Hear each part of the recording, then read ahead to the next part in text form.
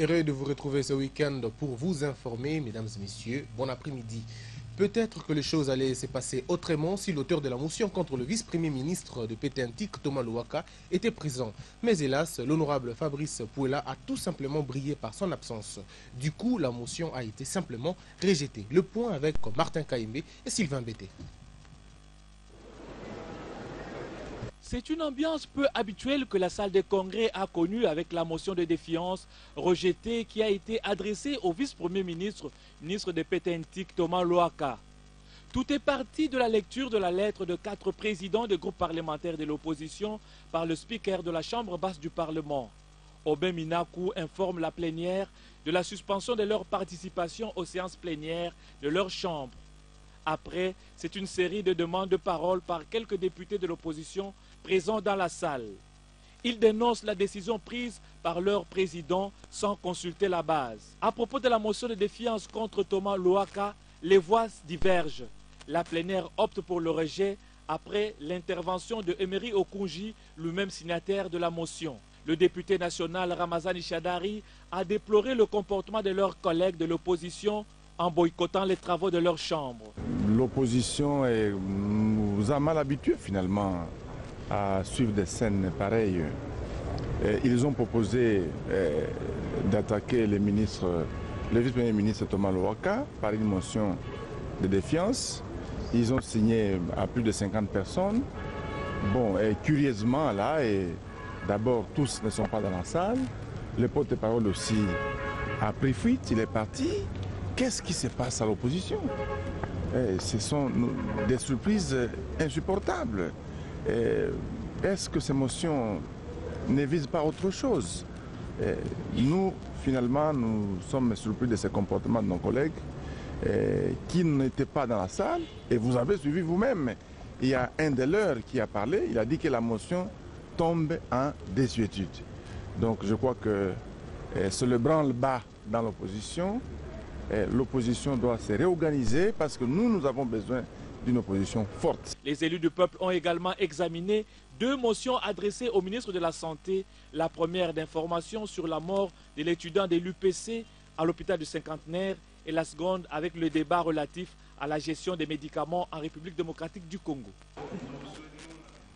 Nous allons rester au Palais du Peuple pour signaler que le projet de loi instituant un nouveau tarif de droits et taxes à l'importation répond non seulement à un engagement pris par le chef de l'État lors du sommet du COMESA tenu à Kinshasa, mais aussi au besoin de placer la RDC au diapason des autres États de la sous-région en vue de profiter des opportunités qu'offre l'intégration pour impulser les développements. C'est en ces termes que le ministre des Finances, Henri Yave, a répondu aux préoccupations exprimées par les sénateurs lors de la présentation de ce projet de loi. Martin Kaimbe, encore une fois, et Sylvain Bété nous font ce reportage.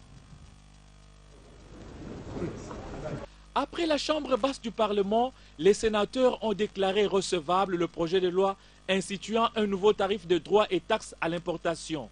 Cela après les réponses du ministre des Finances, Henri Yave, aux préoccupations soulevées par les sénateurs lors du débat général. Henri Yave a souligné que l'adhésion de la RDC à cette convention ouvre la RDC à un marché plus important pour les opérations économiques ainsi qu'à l'attractivité de l'investissement direct et étranger. Avec la mondialisation et l'ouverture de marché, nos entreprises doivent s'insérer dans un système d'échange concurrentiel et adapter leur mode de gestion pour faire face à la concurrence extérieure. Le ministre des Finances, Henri Yave, a également soutenu que le projet de loi sous examen permettra à la RDC de présenter les immenses potentialités agricoles, minérales, hydroélectriques encore peu exploitées comme un atout sur le plan régional. Et cela va permettre de transformer les faiblesses actuelles de nos entreprises en atout pour demain et que le gouvernement compte mettre en application les engagements pris lors du sommet du COMESA à Kinshasa. Juste après, les sénateurs ont déclaré recevable le projet de loi et il a été envoyé à la commission ECOFIN pour une étude approfondie. Concernant l'appartenance. La Banque centrale du Congo a reçu la visite du Premier ministre, le chef du gouvernement Matata Mponyo, hier vendredi. Alors, c'était pourquoi l'objectif de la visite était de s'enquérir du bon fonctionnement de l'Institut d'émission. Le reportage est signé Jean-Pierre Kayembe et Fanny Anifa Kassemwana.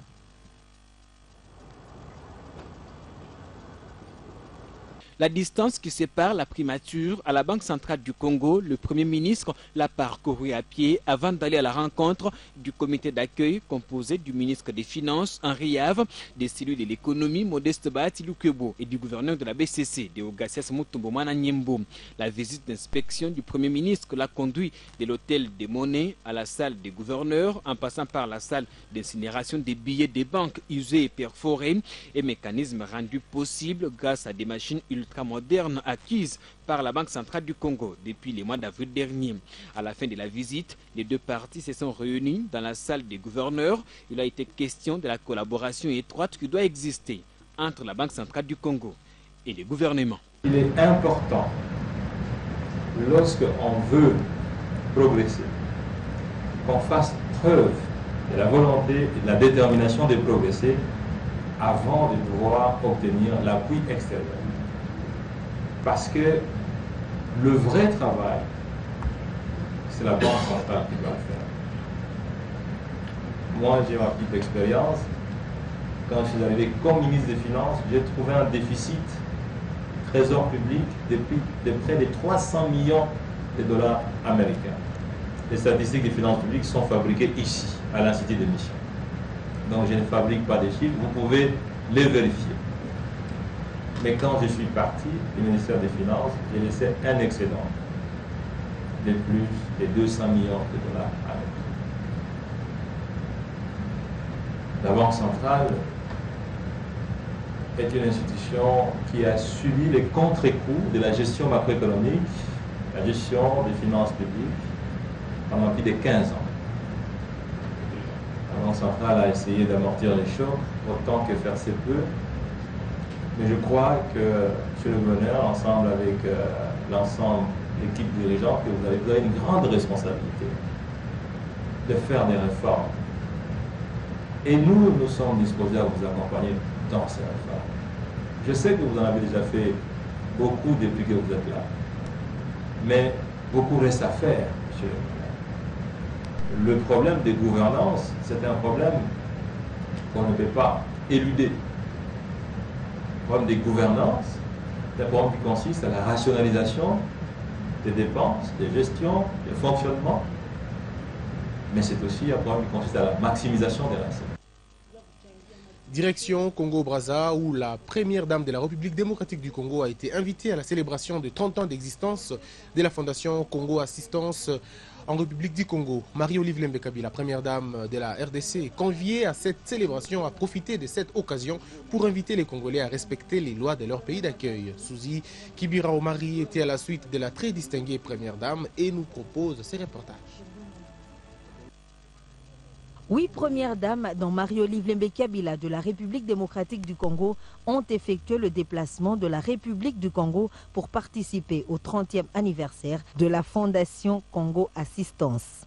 Antoinette Sassou, présidente de la Fondation, a personnellement effectué le déplacement du beach de Brazza pour accueillir Marie-Olive Lembekabi, première dame de la RDC, venue l'encourager à la célébration des 3 décennies d'existence de son organisation.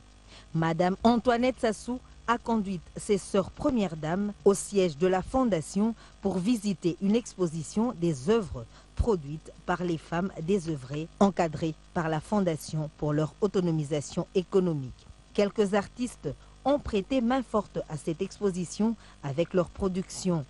Disposée à soutenir les actions de développement et de lutte contre la pauvreté, Marie-Olive Lembekabi a pris tout son temps pour s'intéresser à chaque exposant.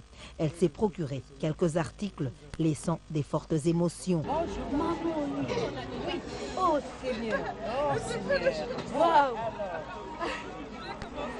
Waouh, je suis très contente parce que c'est pour la première fois que je rencontre la première dame de la RDC.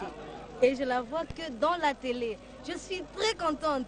La présence de Marie-Olive Lembekabi a relancé l'ambiance de fête des femmes membres de la Fondation Congo Assistance présentes à leur siège qui ont chanté en son honneur. La forte pluie tombée brusquement sur Brazzaville n'a pas eu raison d'elle. Profitant de sa présence à Brazzaville, la première dame a partagé un repas des cœurs avec ses compatriotes à la résidence de l'ambassadeur Christophe Muzungu.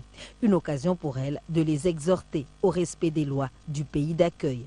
C'est au cours d'une soirée de gala que Marie-Olive Lembe-Kabila, aux côtés de ses sœurs premières dames, a partagé le gâteau des 30 ans d'existence de Congo Assistance, couplé de l'anniversaire de naissance de Madame Antoinette, en présence du président congolais Denis Sassou Nguesso. Aux premières heures du matin de ce vendredi 8 mai, Marie-Olive Lembe-Kabila, à la tête d'une forte délégation, a regagné Kinshasa par le majestueux fleuve Congo. Marie-Olive Lembe-Kabila, première dame de la République démocratique du Congo, a aussi remercié tous ceux qui ont mis la main sur la pâte pour le succès de la caravane présidentielle au Katanga. Les médecins, les journalistes ont rassuré à l'épouse du chef de l'État de bien s'associer à toute initiative qui vise à donner le sourire au peuple congolais. Et c'est la fin de cette session d'information coordonnée par Neftali Bomoutala Ouseni. Merci de l'avoir suivi à l'île d'Okinawa, dans l'archipel de Ryukyu, au sud du Japon, comme partout dans le monde. Messieurs et dames, profitez pleinement de la vie car elle est si courte, on ne sait jamais. Bon week-end.